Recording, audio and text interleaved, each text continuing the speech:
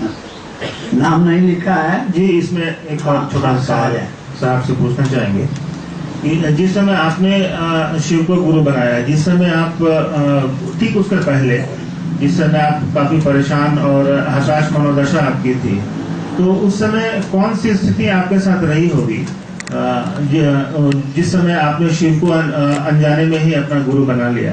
तो उस समय आपके मन पर क्या भारी था? क्योंकि जैसा हम लोगों ने सुना है कि चमत्कार सीखना भी एक चाहत आपके मन में उस समय रही थी कि चमत्कार करेंगे, चमत्कार सीखेंगे। तो उस समय कौन सा भाव आपके मन पर भारी था? क्या चमत्कार सीखने का भाव आपके मन पर भारी था, या आपके मन पर यह भारी था कि इस दुनिया में कुछ नहीं है, कोई वो शिव ही हमारे गुरु हो सकते हैं, वो शिव ही गुरु है, ये भाव भारी था? ऐसा मेरे मन में कुछ नहीं। कुछ चीजें होती हैं जो आपको जन्मजात मिलती है, वो पैदाइश से ही आपको मिलेंगी। तो बहुत जब कम होश था तब भी मैं महादेव की पूजा लटर पटर करके करता था, जो अकील रहेगा वही करें। मेरे पिताजी और माँ, हमको भी थोड़ा थोड़ा याद है कि मैं सीढ़ियों पर महादेव की तस्वीर रख देता था। गाड़ियां शुरू से मेरे यहाँ थी, उस समय पेट्रोल पंप बड़ी दूर दूर थे, इसीलिए गैलन में पेट्रोल, जर्किन जिसको बोलते हैं, उसमें पेट्रोल रखा जाता था कि भर के चलेंगे, पेट्रोल हर जगह मिलता नहीं है। तो खाली टिन बहुत था हमारे पास, 5 लीटर जिसको बोलते हैं, 5 लीटर वाला ले आता था गाड़ी से निकाल के। अब बाबूजी तो ऑफिस, माँ नीचे, मैं ही सबसे बड़ा लड़का था, घूमता फिरता रहता था दिन भर घर में। मॉर्निंग में स्कूल खत्म, डीएवी में पढ़ता था, स्कूल खत्म। तो सीढ़ी के ऊपर वाली सीढ़ी पर उसको रख देता था। रबर का पाइप तो गाड़ी में रहना ही रहना, पेट्रोल डालने के लिए उसको उसमें डालता था। और महादेव की तस्वीर जो शीशे में मड़ी होती है, उसके ऊपर एक हुक रहता है जिसे काठी में लगाया जाता है। उस हुक में उस पाइप को घुसा देता था और साइफन कर देता था, मुंह से खींच के साइफन कर देता था। थोड़ा देर के बाद मेरी माँ कहती थी, इतना पानी सीढ़ी पर कहाँ से आता हो? सीढ़ी से पानी अब चला नीचे। जरूर बड़कू कुछ ऊपर में करता रहे। मैं बड़ा लड़का था इसीलिए कहती थी बड़कू जरूर ऊपर में कुछ करता रहे। चपरासी सब आके देखता था। तब तक क्या होता था, फोटो डाल के तो जमीन पर कागज का फोटो, मैं शिवलिंग पर नहीं, महादेव के फोटो पर जल चढ़ाता। खैर ऐसी बहुत सारी बातें होती नहीं।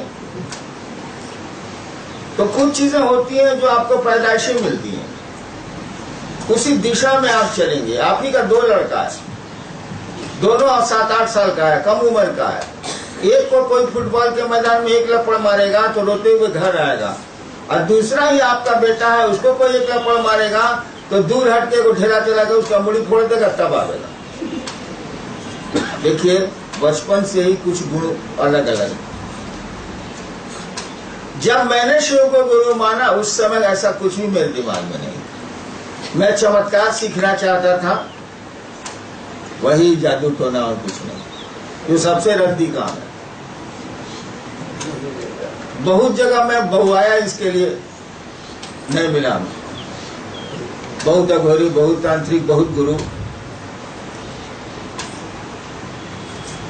एक दिन मेरे मन में रात में 2 बजे श्मशान में ख्याल आया। वही आरा के लोग आए हुए हैं, वही गांगी है श्मशान में, कि गुरु भगवान होता है, तो भगवान गुरु काहे नहीं? भगवान मैंने सुना था कि महादेव को, शिव को कहते हैं, सुना था, जानते कुछ नहीं। मैंने शिव को गुरु मान लिया। हमको लाभ क्या हुआ कि जो 15 साल में अंत संत करता था पूजा पाठ में, उससे जो उब गया था, वो आदत मेरी नहीं गई थी। 15 साल पान खा लीजिएगा, छूटेगा, बड़ी दिक्कत होगी। तो आदत जो लग गई थी स्मशान की, साधुओं के साथ घूमना, घोड़ियों के साथ घूमना, रहना, उठना बैठना, वो आदतवा मेरी हमको ठेल रही थी। आज जब गुरु बदल लिया, महादेव को गुरु मान लिया, तो हम सोच रहे थे कि पहले का कोई काम नहीं करे। जब गुरु बदल लिया तो नया गुरु जो कहेगा वो न पढ़ाई पढ़ेंगे कि पुरनका पढ़ेंगे।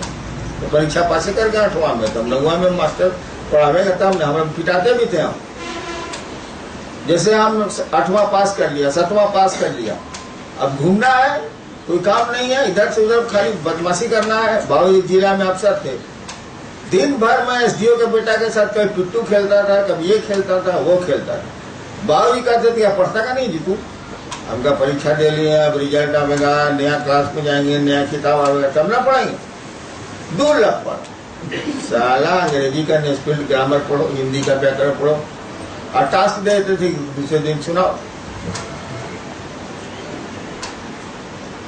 वही आदत हमको थी अध्यात्म में भी। हम कहा कि जब मास्टर बदल लिया तो साल पुरनका मास्टर का क्या करना है, लेकिन आदत जो पड़ी हुई थी उठे रही थी। हम ही जानते थे कि महादेव देह में नहीं है, इस साल फालतू धंधा है। तो मैं बैठ के रोता था कि साला फंस गया, करें क्या। और इसीलिए मैं कहता हूं कि अगर कोई शिव के लिए रो सकता है तो धरती ऊपर जा सकती है, आसमान नीचे आ सकता है। लेकिन हम लोग शिव के लिए कहाँ रोते हैं, शिव से सीखने के लिए कहाँ रोते हैं। हम लोग तो अपना दुखड़ा रोते हैं शिव के सामने। तो मेरे मन में ऐसा कोई भाव नहीं था, लेकिन क्या करिएगा, पीछे से कोई ठेल रहा है तो आप क्या कर सकते हैं। वो कई बार मैंने कहानी सुनाई है कि पानी के जहाज से लोग जा रहे थे, एक बच्चा समुद्र में गिर गया जहाज से। लोगों ने कहा बचाओ बचाओ बचाओ बचाओ बचाओ, इनको उतरने का साहस नहीं करे समुद्र में। एक आदमी कूद गया, अपने भी बचा, बच्चे को भी बचा लिया। लोगों ने कहा वाह सरदार जी, वाह सरदार जी, वाह सरदार जी, कमाल किया, बच्चे को बचा लिया। सरदार जी ने कहा चुप रहो सालो, पहले बता हमको ढकेला कौन था।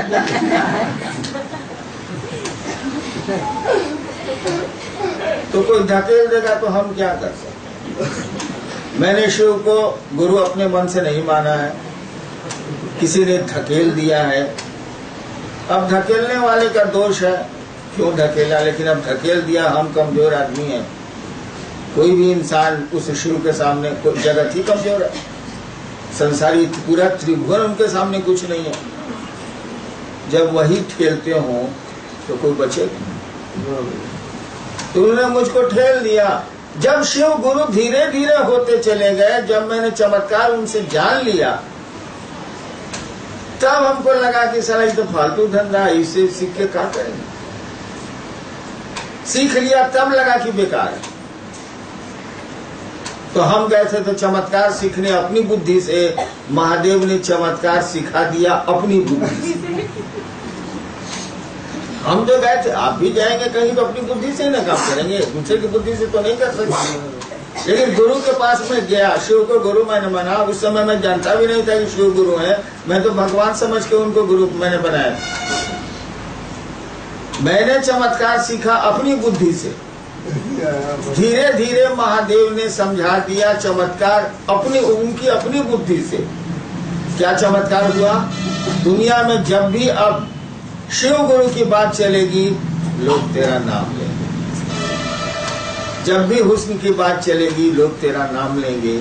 जब भी शिव गुरु की बात चलेगी, हरिनाम का नाम आएगा ही आएगा। देखिए महादेव ने चमत्कार सिखाया। चमत्कार वही न है जो हमेशा रहे। एक दिन का चमत्कार, 1 मिनट का चमत्कार तो कोई अर्थ नहीं रखता।